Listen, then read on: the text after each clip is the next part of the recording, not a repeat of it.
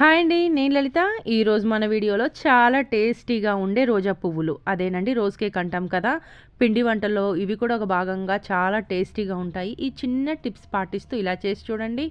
ముందుగా ఒక పాత్ర తీసుకొని అందులో ఒక కప్ వచ్చేసి మైదా పిండి వేస్తున్నాను. మనం ఏ కప్పుతో తీసుకుంటామో అదే కప్పుతో బియ్యం పిండి కూడా వేసేసుకోండి. ఇలా బియ్యం పిండి కూడా వేసుకున్న తర్వాత ఇదే కప్పుతో 3 భాగాలు వచ్చేసి అదే 3/4 కప్ వచ్చేసి కార్న్‌ఫ్లోర్, అదే 3/4 కప్పుతో మళ్ళీ షుగర్ తీసుకొని మెత్తగా గ్రైండ్ చేసుకున్నాను. ఇలాచి వేసి షుగర్‌ని కూడా గ్రైండ్ చేసుకొని ఇదే పిండిలో మొత్తం వేసేసుకోవాలి.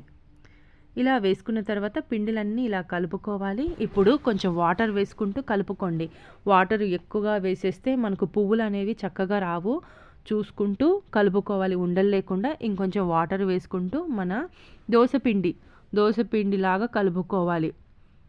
ఇలా బాగా కలుపుకోవాలి. నేను కలిపిన విధానాన్ని బట్టి చూడండి, కరెక్ట్ మనకు పిండి ఈ మాత్రం రావాలి.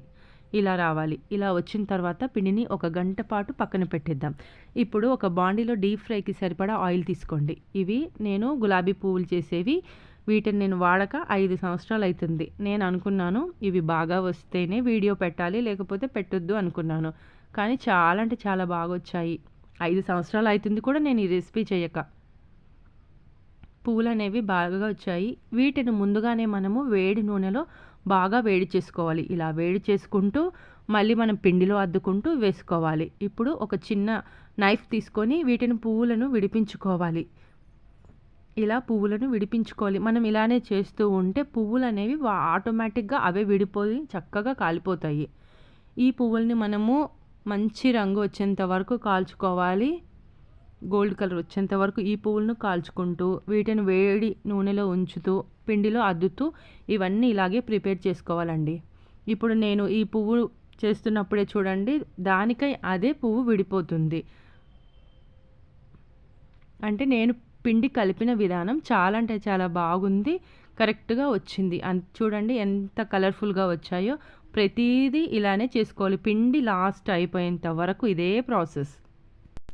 రోజా పువ్వులు చేసుకోవడం కొంచెం ఓపిక కావాలండి, కానీ తింటుంటే టేస్ట్ చాలా బాగుంటాయి.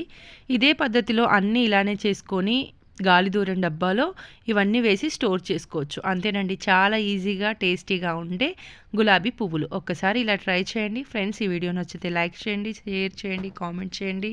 ప్లీజ్ సబ్స్క్రైబ్ చేసుకోండి. Thank you for watching.